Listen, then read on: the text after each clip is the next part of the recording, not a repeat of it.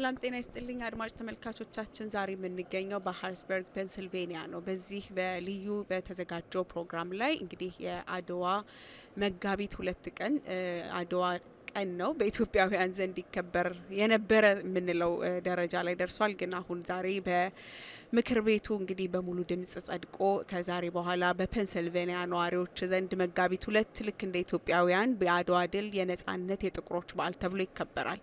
አዘሴም ታይም ደግሞ ሀገራችን በሀዘን በሰቆቃ ላይ ነው እያሳለፍን ያለ ነው። በዚህና በተያያዥ ጉዳዮች ላይ ውይይት ለማድረግ እዚህ ብፁዕ አቡነ ጴጥሮስን አግኝቻቸዋለሁ። በፕሮግራሙም ታድመዋል። ስለ ፕሮግራሙ እንደዚሁም ደግሞ አጠቃላይ ስለ ሀገራችን ነባራዊ ሁኔታ የሚያስተላልፉትን መልእክት ለመቀበል እዚህ ተገናኝተናል። አብራችሁን ቆዩ።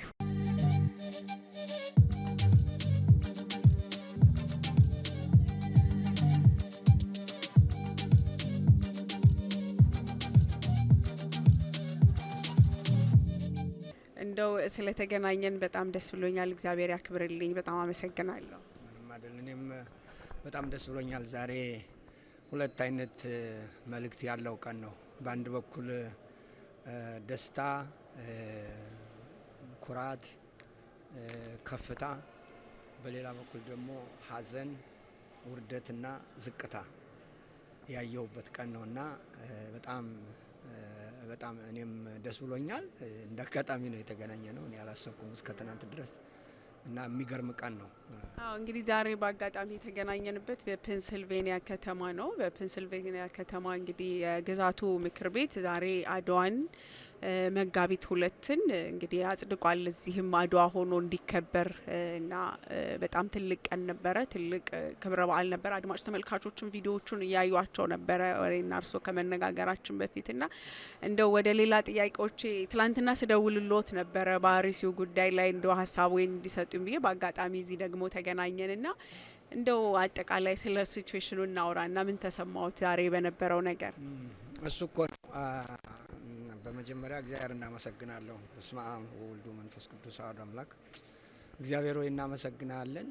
ቸርነትህና ምሕረትህ ከኛ ጋር ስለሆነ በአንድ ወን ሀዘን በሌላ በኩል ደስታ፣ በአንድ ወን ውርደት በሌላ በኩል ከፍታ ነው እያየን ያለ ነው። ግን አንተ ሁልጊዜ የከፍታ አምላክ ነህ እና ስለዚህ በዚህ ሰዓት ደግሞ በዚህ አካባቢ ብዙ ብናዝንም በዚህ ከፍ ስላደረግከን እናመሰግናለን። ወደፊት ደግሞ የሀገራችን ከፍታ ተመልሶ እንደሚመጣ እናምናለን። ያንም እንድታደርግልን እንለምንሃለን። ክብርና ምስጋና ለተቀደሰው ስም ይሁን ዛሬም ዘወትርም ለዘላለሙ አሜን። ከየት እንደምጀምር አላቅም። ያው ስንመጣ ይህን ያህል ይሆናል ብዬ አልገመትኩም። ለመጀመሪያ ጊዜ ነው በነገራችን ላይ በአሜሪካን ሀገር እንዲህ አይነት ምክር ቤት ውስጥ ሙሉ ከሆነ የስቴት ምክር ቤት ውስጥ ስገኝና የኛ ተራ ሲደርስ ታሪኩ ሲነበብ ነፍሴ ስሜታዊ ነው የሆነችው። እኛ ኢትዮጵያውያን ያን ጊዜ የዛሬ 100 ዓመት እንዲያርገው ኢትዮጵያንም ጠቅላላ ቅኝ የሚገዛ ማህበረሰብንም ያኮሩ በከፍታ ላይ የተቀመጡ ሌሎች ንቀዋቸው ንቀትን የገደሉ ሰውነትን ከሰውነት ተራ ያወጡትን ሀሳብ ገለው ሰው መሆኑን በዚያች ምድር ላይ ያስመሰከሩ፣ ይሄ በአንድነትና በፍቅር እርስ በርሳቸው ኢትዮጵያ የምትባል አገር፣ ኢትዮጵያ የሚባል ሕዝብ እምነት፣ ጎሳ፣ ምን ቋንቋ ሳይለያቸው አንድ ሆነው ያንን በትዕቢት የመጣ ክፉ መንፈስ ያንን ድባቅ መተው ዛሬ እኛ በዚህ ሀገር በሰው ሀገር ላይ የእናንተ ታሪክ የኛ ታሪክ ነው ብለው ሰዎች በኮንግረስ ፊት የሰው ልጅ ማንነት የተገለጠበት ነጻነት የተረጋገጠበት ሰው መሆኑ የታወቀበት በዓል ነው ብለው ሲያነቡ መስማት እውነት ነጋገር ከተባለ ነፍስን ይመስጣል። ይህን እያየሽ የኛውን ታሪክ አሁን እና ደግሞ በመሪነት የተቀመጡትን ሰዎች ስትመለከች ያሸማቀቃል እና የዛሬው ቀን እንዲያውም እኔ አሁን ዛሬ ከዚህ ሆኜ በቃ የኢትዮጵያ ከፍታ ይመጣል። ምንም ጥያቄ የለውም የሚል ነው ይመጣልኝ። ይመጣል። ታሪካችን ቀብሮ የሚያስቀር ሰው የለም። የኛ ሰዎች የራሳቸውን ታሪክ ለመቅበር 24 ሰዓት ቢሰሩም 1 ደቂቃ 1 ሰዓት የኢትዮጵያን ታሪክ ያነበበ ሰው በዓለም እንዲበራ ያደርገዋል። ይሄው ከ30 ምናምን ዓመት አሁን 40 ዓመት ሆነው ኢትዮጵያ የ100 ዓመት ታሪክ ነው ያላት እያሉ መከራ የሚያሳዩ ፖለቲከኞች የመጡብን አሁን 40 ዓመት ሊሆንን ነው። 27 ዓመት በያኔዎቹ ከዚህ 8 ዓመት እንግዲህ 30 ምናምን ዓመት ነው። ያ እየተወራ ዛሬ በአዲስ መልክ ከዚህ ቦታ ሲገለጽ ስታየው ነፍስን ያስደስታልና ያረካልና እግዚአብሔርን ያመሰገንኩበት ቀን ነው ማለት ነው። በጣም አመሰግናለሁ። እንደ ወደ ሌላው ሀሳቤ ከመሄዴ በፊት በነገራችን ላይ እንግዲህ አድዋ ኢትዮጵያ ውስጥ በመንግስት ደረጃ ብቻ በፈለጉት መልኩ የሚከበርበት አድዋን በአረንጓዴ ቢጫ ቀይ የሚያከብር ሰው የሚታሰርበት እንደ አጠቃላይ አድዋ ማክበር የተከለከለበት ጊዜ ነውና እውነት እነዚህ ሰዎች ቢሰሙ እዚህ ዛሬ አድዋ የእኛም የነጻነት ባህላችን ነው፣ ለመላው ሕዝብ የነጻነት ያልበገርነት በዓል መሆን አለበት ያሉ ሰዎች አድዋ ኢትዮጵያ እንደማይከበር ቢያውቁ ምን ይሰማቸዋል ብዬ ያሰብኩ ነበር። እሱ ነው ከባዱ። ያ እንግዲህ እነዚያን ምን ይሏቸዋል ብለሽ ብትጠይቅኝ እነዚህን ይህን አናከብርም የሚሉ ሰዎች ምን ስም ይሰጧቸዋል ብትይኝ ከሰውነት ተራ የወጡ ይሏቸዋል። ራሳቸውን የማያውቁ የትም ትምህርት ቤት ውስጥ ያልገቡ መማርም የማይፈልጉ ሰዎች ናቸው ብለው ይገልጧቸዋል ብዬ አስባለሁ። ይህንም ብታይ አሁን እናንተ የለበሳችሁት ከዚያ ጊዜ የለበሱት በሙሉ የኢትዮጵያን ባንዲራ ለብሰው ነው የመጡት። ኢትዮጵያ ውስጥ አዲስ አበባ ላይ ይህን ለብሰሽ መንቀሳቀስ አትችይም። ልብስሽ ይቀደዳል። ሌላው ቀርቶ የኢትዮጵያ ኦርቶዶክስ ተዋሕዶ ቤተክርስቲያን አርማ እዚያ ውስጥ አርማ እንኳን አርገን ያ አረንጓዴ ቢጫ ስላለው በሱ እንኳን ስንት ስቃይ እናያለን። ስለዚህ ይህንን ቢሰሙ እነዚህ ሰዎች በቃ የታመመ ትውልድ ነው የሆነ ራሱን እንዲጠላ ስራ የተሰራበት ትውልድ ነው። የራስ ጥላቻ በሽታ የታመመ ትውልድ ነው ብለው በደንብ ቲሲስ ይሰሩበታል ብዬ አስባለሁ። ምክንያቱም እንዲህ አይነት ሜንታሊቲ መጠናት አለበት። ራሱን የሚጠላ አይምሮ መጠናት አለበት። ምክንያቱም በሽታ ነው። እንዲህ አይነት ራስን ዝቅ አድርጎ ማየት ከሰውነት ተራ ወጥተሽ ሰው አይደለሁም ማለት እኮ ነው። ይሄ ጠቅላላ እኮ ይሄ ነው። እኔ ባለፈውም ምን እናርግ ብሎ ለጠየቀኝ ሰውዬ ሰው ከሆናችሁ ለእናንተ በቂያቸው ነው ያልኩት። ይሄን እኮ ነው እያልን ያለ ነው። ከሰውነት ተራ የወጡ ናቸው ብለው ወደ ሰውነት እንዲመለሱ ወይ ያስተምሩናል ወይ ይጸልዩልናል።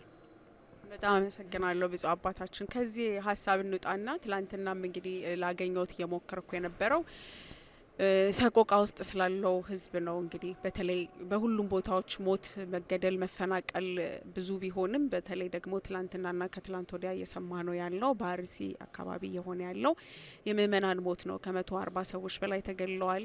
እንደዚሁም ቤተ ክርስቲያናት ተቃጥለዋል። ይሄ ዛሬ አዲስ ነገር አይደለም። እንደው ስለዛ ዜና ሰምተዋል መቼምና ምንድነው የተሰማውት የሚለው እንደው ቢገልጹልን ብዬ ነው። እልሽ እንዲህ አይነትን ነገር ቃላት ፈልጉ ማግኘት አትችይም። ትናንት ያንን ስሰማ ሰቆቃወ ኤርምያስ የሚል መጽሐፍ አለ እና እሱን እያነበብኩ ነው እንባዬን ለመጨረስ የሞከርኩት። እዚያ ላይ ምን ይላል? ወላጆች ልጆቻቸው ምግብ ጠየቋቸው ይላል። የሚሰጧቸው አጥተው ሜዳ ላይ ወደቁ።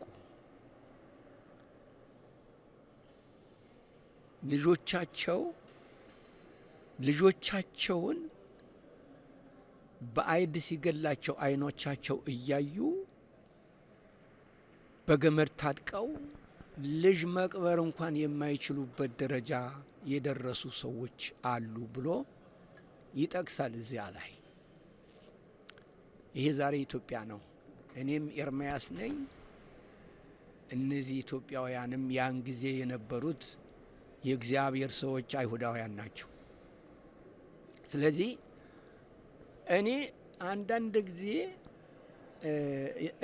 እኛ በዚህ በጤናማ አስተሳሰብ እንደ ሰው የምናስብ ሰዎች ግራ ይገባኛል። እነዚህ ሰዎች ለምንድን ነው እንደዚህ የሚያደርጉት እንላለን።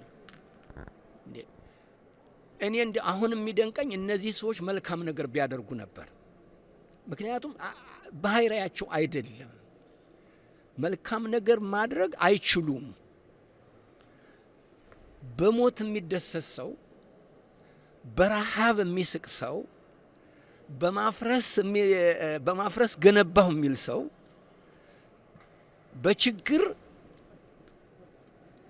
በችግር የሚደሰት ሰው፣ የሚስቅ ሰው፣ ተራብኩ ላለው ሰው አይ አልተራብክም ብሎ የሚመጻደቅ ሰው እንዴት አድርጎ ነው መልካም ነገር ሊወጣለት የሚችለው? ይሄ ከሰውነት ተራ ውጭ መሆን። ስለዚህ እኛ ከመደነቅ ይልቅ ይሄ ነገር እንዴት የማይቀጥልበትን መንገድ መቀጠል ነው እንጂ መደነቅ የለብንም። ምክንያቱም ኦልሬዲ ይሄ የ7 ዓመት የ8 ዓመት ታሪካችን ሆኗል። ስለዚህ እኔ የሚደንቀኝ የኛ መደነቅ ነው።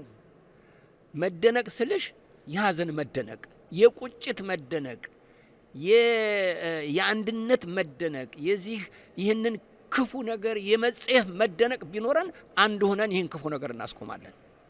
ነገር ግን ዝም ብለን እናልናቅሳለን። ቆይ እስከ መቼ ነው እላለሁ እኔ። እስከ መቼ ነው? ልክ እኛ ከዚህ ሀገር የገባን ጊዜ የዛሬ 8 ዓመት የገባን 24 ነው የገባ ነው፣ በ25 ነው በ26 አሩሲ ላይ ጅጅጋ ላይ ካህኑን አርደው አቃጥለውታል። ሄጄ አይቼዋለሁ። የተቃጠለበትን ቦታ ደሙ የፈሰሰበትን ደርቆ አይቼዋለሁ። ቤተ ክርስቲያኑን ጋዝ አረብርበው አቃጥለውታል። ከዚያን ጊዜ ጀምሮ አሁን እስካለንበት ድረስ አንድ ነገር ያ ነገር የሆነው እኛ ስንገባ ነው። አንድ መልካም ነገር ከተደረገ ለምርቃት አበባ ይዞ እንደመቅረብ ነው። የኦርቶዶክሳውያንን ደም ማፍሰስ አንድ ምርቃት ሲመረቅ ይሄ የሚቆረጣል አይደለ? ምንድነው ሪፋ መቁረጥ ማለት ነው። ሪፋ መቁረጥ ማለት አሁን ባሉት ሰዎች ስማቸውን ልጠራ አልፈልግም። አሁን ባሉት ሰዎች የኦርቶዶክሳውያን ደም ማፍሰስ ነው። ስለዚህ የኦርቶዶክሳውያን ደም ለነሱ ሪቫል መቁረጥ ነው። እያንዳንዷ የምትደረግ ኢቨንት፣ ይህን ቃል ልጠቀም ይቅርታ፣ እያንዳንዷ የምትደረግ ድርጊት የምትደመደመው በኦርቶዶክሳውያን ደም ነው። ስለዚህ ለዚህ ለምን እደነቃለሁ? የሚደንቀኝ የማህበረሰቡ እየተደናቆረ መኖሩ ነው። የሚደንቀኝ የጠቅላላ የኦርቶዶክሱ አረ መንግስት ብሎ መጠየቁ ነው። ማን እየገደለ? ቆይ ለሚገል ሰው ማመልከቻ እንዴት አድርጎ እንዲገልህ ነው የምትፈልገው? ኦኬ በቃ መግደሉንስ ግደሉን፣ ግን ወይ በቢላው አድርጉት፣ ወይ በእሳት አቃጥሉን፣ ወይ ለውሻ ስጡን፣ ወይ ለጅብ አቅርቡን፣ ወይ ለአንበሳ ስጡን፣ ወይ ለነብር አስጨሩን እንደማለት ካልሆነ በቀር የሞት ለውጥ እኮ የለም። እንዴት አድርገህ ነው እንትን ይኸው በደንብ ዝም ብለሽ ተመልከች። አሁን ለምሳሌ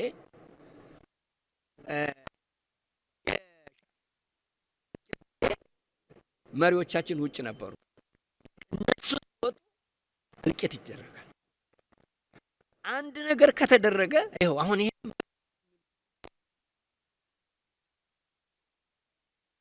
የመግደል ሰርተፊኬት ለመቀበል ያዘ። ስለዚህ እኔ የነዚህ ሰዎች አይደለም የሚገርመኝ። እኔ የሚገርመኝ ውጭ ሀገርም ያለው አገር ቤትም ያለው ሁሉም አንድ ላይ ሆኖ በቃ ሞት በቃኝ ብሎ ማህበረሰቡ አለመነሳቱ ነው እንጂ እንዴት አድርጎ ሊደንቀኝ ይችላል? አመሰግናለሁ። እውነት ነው፣ ብዙም እውነት ነው ብለ እነሱ የገዳዮች አይገርምም፣ የገዳይ ተባባሪው ነው። ብዙ ሰው ሌላ የሚያነሳው እንደ አንድ ጥያቄ ላንሳሉት። ማህበረሰቡ ጸጥ ብሏል እንዳለ ሆኖ አባቶች ጸጥ ብለዋል። አባቶች ቤተክርስቲያን ስትወድም ስትቃጠል፣ ምእመናን ሲገደሉ አባቶች ልጆቻቸውን አልመሩም። እነሱ እስካልመሯን ደግሞ ህዝቡ ጸጥ ይላል የሚል ጥያቄ ይነሳል። አባቶች ለቤተክርስቲያን ምንድነው ያሉት መልእክት? አሁንም እንደዚያው ነው። እነዚህ እዚያ በነበርን ጊዜ በነበረው ችግር ሁላችን እንትን ስንል ያ የነበረውን ሁኔታ እንትን ለማለት ሞክረናል። አሁንም ፓትርያርኩ እኮ ጽፈዋል ወረቀት። የሚችሉት ያንን ብቻ ነው። ከዚያ ውጭ ሊያደርጉ አይችሉም። ሌሎቹ ቆይ አንድ ማህበረሰብ እኮ አጠቃላይ ከማህበረሰብ ውስጥ ሲሆን ከዚያ ማህበረሰብ ልትለየው አትችይም። ደግሞ ሰዎቹም የነሱ ጓደኞች ካልሆኑ ከዚያ እንዲቀመጡ አይፈቅዱላቸውም። አሁን እኮ እኛ በነበርን ጊዜና አሁን እኮ ያለውን ትርምስ እኮ ስታይ ልዩነት እኮ አለ። አሁን ጸጥ ነው፣ ምንም ነገር የለም። ስለዚህ አሉ አባቶች የሚጮሁ ግን እኔ የኔን ነገር ደግሞ ልገልብጠው። እኔ ደግሞ ይሄ ማህበረሰቡ ሌላ ሰው እየተመለከተ እስኪገደል ድረስ እየጠበቀ ነው እንጂ በየጊዜው ማድረግ የምንችለውን እያደረግን ነው። መጥራት የምንችለውን እኔ ፖለቲካ ድርጅት አቋቁሜ መሳሪያ ይዛችሁ ተዋጉልለት ይፈልጋል። ጥሪማ እኮ እያቀረ ነው። እና አቡነ ሉቃስ ተናገሩ፣ እኛም እየተናገርን ነው። አቡነ ይስሐቅ የሚባሉ ኢትዮጵያ ውስጥ ያሉ አባቶች ይናገራሉ። ሁሉም በየትኛውም ቦታ የሚናገሩ አባቶች አሉ። ግን ይኸውልሽ ይሄ ህዝቡ የሚፈልገው በተለይ ይህን የሚናገረው እኛ እንዲያም ብለን ስልጣን እንድናስይዘው ነው የሚፈልገው። እንደዛ አይደለም። እኔ ተናገርኩ፣ ይኸው አሁን እየተናገርኩ ነው። ምንድነው እያልኩ ያለሁት? አትግደሉን ብላችሁ በገዳዮች ላይ አንድ ሁኑ እያልኩ ነው። ስለዚህ አባቶችም ማህበረሰቡም ሁሉም በገዳዮች ላይ አንድ ይሁን። ስለዚህ ይሄ ዘመን በገዳዮች ላይ አንድ የመሆን ዘመን ይሁን። ያትግደሉን አድማ ይሁን፣ ያትጨርሱን አድማ። በቃ እናንገፈግፈን። እንኳን መገደል ምግብም እኮ ሲበዛ እጅ ይላል አይደል? እንዴ አይበላም አይደል? ከበዛ ሁሉም ነገር እኮ ከበዛ በቃ ያቅለሸልሻል። እንዴት ነው ገዳይነት የማያቅለሸልሽን? እንዴት ነው ህዝቡ ምን ይላል? ማን ያደራጀን? እኔ ወርጄ አንተ ይህን በል ብዬ ላደራጅህ ነገርኩ። ተደራጅና እኔ ይህንን ስርዓት ይህንን አስተሳሰብ ለውጥ እያልኩ እየነገርኩህ ነው። ምን ልነግርህ ትፈልጋለህ ከዚህ በላይ? አሁን የዘንድሮው ዘመን አሁን እነዚህ ምርጫ ብለው ከቀለዱበት ቀን ጀምሮ ወይም ደግሞ ምርጫ ብለው የገዳይነት ሰርተፊኬት ከተቀበሉበት ቀን ጀምሮ ይሄ ሰርተፊኬት አንተን ለመግደል ነው። ሄደህ ከዚያ ምርጫ የመረጥክ ግደለኝ ብለህ ፈቃደኛ ሆነሃል። ያልመረጥክ ግን አሁን ውጭ ያለህ የትም ቦታ ሁን፣ አንተ የገዳይነት ሰርተፊኬቱን ንጠቀው። እሱን ንጠቅ። እንዴ ለምንድን ነው ግደለኝ ብለህ ሰርተፊኬት ተፈርመህ የምትሰጠው? እሱን ነጥቀህ በትክክል እርግጠኛ ነኝ ይሄ ፖለቲካ ነው ለነሱ። አትግደሉን ማለት ፖለቲካ ነው። አረ ተርበናል ማለት እኮ ፖለቲካ ነው በኢትዮጵያ። እንደው እኮ ሰው ባይፈናቀል ጥሩ ነበር። እንዴ ፖለቲካ ነው። እኛ እያበብን ይሄ ነው። ስለዚህ የአእምሮ ችግር ያለባቸው ይሄ ከሰውነት ተራ በወጣ አስተሳሰብ ካሰብሽ የነሱ ልክ ነው። እንደ ሰው ካሰብሽ ግን ሰውን ገለሽ አሻንጉሊት ብትሰሪ ሴንሳይ ትርጉም አይሰጥም። ስለዚህ የኔ ጥያቄ ብቻ ሳይሆን የኔ ትእዛዝ አልለውም፣ ምጽንት የኔ ተማጽኖ እንዲህ አድርጌ ብገልጸው የኔ ተማጽኖ እባካችሁ አንድ ሆናችሁ ራሳችሁ ከመገደል የገዳይነትን መንፈስ ተቃወሙና አስወግዱ። በጣም አመሰግናለሁ። እንደው በመጨረሻ ለሟች ቤተሰቦች መጽናናት ይሆን ዘንድ የሚያስተላልፉት መልእክት ካሎት እሱን ልስጦት። ይሄም ሁለት ነገር ነው ያለኝ። በክርስትናቸው የሞቱ ሁልጊዜ ሰማዕታት ናቸው። በእኛ ክርስትና በክርስትና ሕይወት በሰማዕትነት ያለቁ እነሱ የጸደቁ ናቸው። ሲሞቱ ነው የጸደቁት። እነሱ በረከታቸው ይድረሰን እላለሁ። ያለነው ግን እንደሚያልፍ ይሄው የኛ ሰዎች የቀበሩት አድዋ እዚህ ፔንሲልቫኒያ አበበ። የኛ ሰዎች የቀበሩት የአባቶቻችን የአንድነትና ሰው አክባሪነት የሰውነት ባህሪ እዚህ አዳራሽ ዛሬ በአደባባይ ታወጀ። ያልፋል። ስለሚያልፍ እንደገና አድዋን በዓለም ላይ ማሳወቅ አለብን። አድዋን በዓለም ላይ የምናሳውቀው በአንድነት፣ በህብረት፣ በመተባበር፣ ባለመናቃቅ፣ በቋንቋ ተለያይተን ሳይሆን የተለያየ ቋንቋ አበባ ጌጣችን ሆኖ በጌጥነት ባበበ አንድነት ከሄድነ ያልፋል። ለዚህ ጸሎት ያስፈልጋል። እውነተኝነት ያስፈልጋል። ይሄ የጾም ጊዜ ነው። በጾማችሁ ደግሞ ዝም ብለህ ምግብ በመተው ብቻ አይደለም፣ ወደ ጥልቅ ሄደህ በእግዚአብሔር ፊት በንስሐ ሆነህ እስካሁን በፈሰሰው ደም ንስሐ እየገባህ እያንዳንዳችን እንጸልይ፣ እግዚአብሔር ይለውጠዋል። እነዚህን ልጆች፣ ወላጆች፣ አክስት፣ አጎት የሞቱባቸውን እግዚአብሔር መጽናናቱን ይስጣቸው። የቅዱሳን ረድኤት በረከት አይለያቸው።